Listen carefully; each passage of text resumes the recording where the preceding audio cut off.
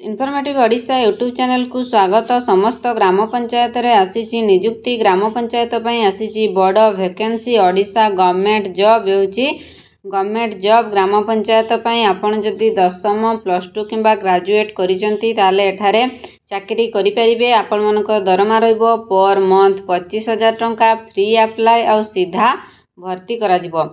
सबु जिलार पिला माने एठारे आवेदन करि परिबे। समस्त इनफॉरमेशन जानिबा पई वीडियोटी को शेष पर्यंत देखंतु। जदि चैनल ले नुआ आसीचंती चैनल को सब्सक्राइब करि दियंतु और पाखरे थिबा नोटिफिकेशन बेल को क्लिक कर दियंतु। आसंतु जानिबा ग्राम पंचायत रे आसीथिबा नियुक्ति विषय रे समस्त इनफॉरमेशन। कैटेगरी होची Odisha government job. Name of the post ECO और अकाउंटेंट और ईसीओ पोस्ट रे आवेदन करि परिबे। Application mode through email. आपण माने ईमेल सहाय्य रे अप्लाई करि परिबे। तो ईमेल आईडी दे दिछि देखंतु। एटा होची ता ईमेल आईडी। ए ईमेल आईडी रे आपण माने आवेदन करि परिबे। ताले who can apply all Odisha candidate. Odisha रो समस्त लोक एठारे आवेदन करि परिबे। प्लेस ऑफ पोस्टिंग केवल आपनकर ओडिशा रे ही रहिबो। लास्ट डेट अछि 20 जुलाई 2024 रे अछि लास्ट डेट।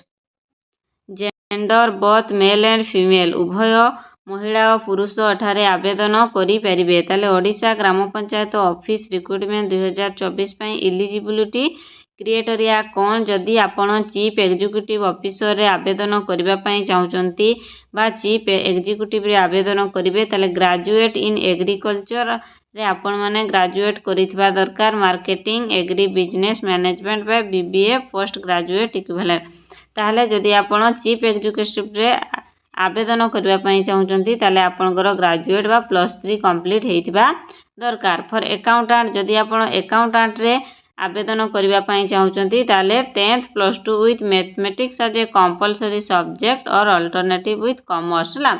आपण मानकर 10th और +2 रे मैथमेटिक्स सब्जेक्ट कंपलसरी थिबा नियाती दरकार। तार अल्टरनेटिव रे हमर कॉमर्स रहइबा आवश्यक। ताहले आपण अकाउंटेंट रे आवेदन करि परिबे। ताहले एज लिमिट आपण मानकर एज लिमिट केते तो मैक्सिमम एज 45 वर्ष। तो मिनिमम एज किछि देई नै। जो भी माने जदि अति कम रे जने +3 कंप्लीट करछि ताले 18 वर्ष रु अधिक हेइथिबो। तेनु करी 18 वर्ष रु 45 वर्ष भितरे जदि आपनकर एज अछि एठारे आवेदन करि परिबे। तो एज रिलैक्सेशन भी रहिछि। ओबीसी पई 3 इयर्स रो, एसटी एससी पीडब्ल्यूडी पई 5 इयर्स, एक्स सर्विसमैन पई 5 इयर्स और पीडब्ल्यूडी एससी एसटी पई 15 इयर्स रे एज रिलैक्सेशन मध्य रहिछि। ताले सैलरी केते रहिछि आपनकर ईसीओ पई 25,000 टंका सैलरी रहिछि पर मंथ। अकाउंटेंट पई 10,000 टंका सैलरी रहिछि पर मंथ। ताले एबे जानिबा हमर सिलेक्शन प्रोसेस किपरि। तो academic qualification, skill test, personal interview और डॉक्यूमेंट वेरिफिकेशन हेबो। ताले आसंतु जानिबा एप्लिकेशन फी केते। अप्लाई करिबा पई आपन मानकू फी केते देबा पई पड़िबो। एठारे कोनोसी फी नाही। आपन पूरा फ्री रे आवेदन करि परिबे। फी कोनोसी भी निया जीवो नाही। कोनोसी कैंडिडेट रो एठी फी नाही। पूरा फ्री रे आवेदन करि परिबे। ताले ओडिशा ग्राम पंचायत ऑफिस रिक्रुटमेंट 2024 रो इंपोर्टेंट डॉक्यूमेंट्स कोन। आपन जेतु गोटे चाकरी करिबा पई चाहुचंती ताले गोटे डॉक्यूमेंट्स नियाती दरकार।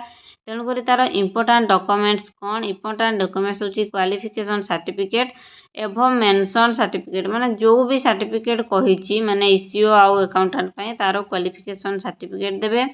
सर्टिफिकेट आउ डेट ऑफ बर्थ थिबो हमर 10th सर्टिफिकेट, एसएचसी सर्टिफिकेट देबे। 2 recent colour passport size photo, caste certificate if any experience certificate. आपण जदि कोनोटी आगु जॉब करथले बा किछि एक्सपीरियंस अछि ताले आपण से एक्सपीरियंस सर्टिफिकेट देई परिबे। ताले अप्लाई स्टार्ट डेट हे जैछि। आपण मानकर ऑलरेडी अप्लाई चलीछि। लास्ट डेट अछि 20 जुलाई रे अछि लास्ट डेट। आपण अति शीघ्र अप्लाई करि दियंतु। ताले ओडिशा ग्राम पंचायत ऑफिस रिक्रुटमेंट 2024 रे किपरि अप्लाई करिवे तारो इंपोर्टेंट पीडीएफ कोन, ऑफिशियली वेबसाइट कोन ताले से विषय रे एबे कहिबी। ताले जदि आपण माने नोटिफिकेशन देखिबा पई चाहुचंती ताले नोटिफिकेशन पीडीएफ एठी दिए हिची। जो नोटिफिकेशन पीडीएफ दिया हिची से नोटिफिकेशन पीडीएफ रे क्लिक कले आपण माने नोटिफिकेशन पाई परिबे। आ जदि आपण माने ऑफिशियल वेबसाइट देखि पूरा डिटेल्स जानिबा पई चाहुचंती ताले एठी ऑफिशियली वेबसाइट रे क्लिक कले आपण जानि परिबे ऑफिशियल वेबसाइट रे कोन ଅଛି। ତାହେଲେ ଆପଣ ଏଇଟା କେମିତି ପାଇବେ? ନିଜ ଫୋନ୍ରେ ବି ଆବେଦନ କରିପାରିବେ। ନିଜ ଫୋନ୍ରେ ମେଲ୍ ପଠାଇକି ଆପଣମାନେ ଆବେଦନ କରିପାରିବେ। ମେଲ୍ ବି ତ ଏଠି ଦେଇଦେଇଛି ମୁଁ ଆପଣମାନଙ୍କୁ ଦେଖାଉଥିଲି ଯେଉଁ ମେଲ୍ଟା ଦେଇଦେଇଛି ସେଇ ମେଲ୍ରେ ଆପଣମାନେ ସେମାନଙ୍କୁ ଇମେଲ୍ରେ ମେଲ୍ କରିକି ସେ ଚାକିରି କରିପାରିବେ। ଏହିପରି ଜବ୍ ଇନଫର୍ମେସନ୍ ଜାଣିବା ପାଇଁ ଚ୍ୟାନେଲକୁ ସବସ୍କ୍ରାଇବ୍ କରନ୍ତୁ ଓ ପାଖରେ ଥିବା ନୋଟିଫିକେସନ୍ ବେଲ୍କୁ କ୍ଲିକ୍ କରିଦିଅନ୍ତୁ ଏବଂ ନିଜର ଫ୍ରେଣ୍ଡ ସାଙ୍ଗସାଥିମାନଙ୍କୁ ସେୟାର କରନ୍ତୁ, ସେମାନେ ବି ଜବ୍ ବିଷୟରେ ଜାଣିପାରିବେ।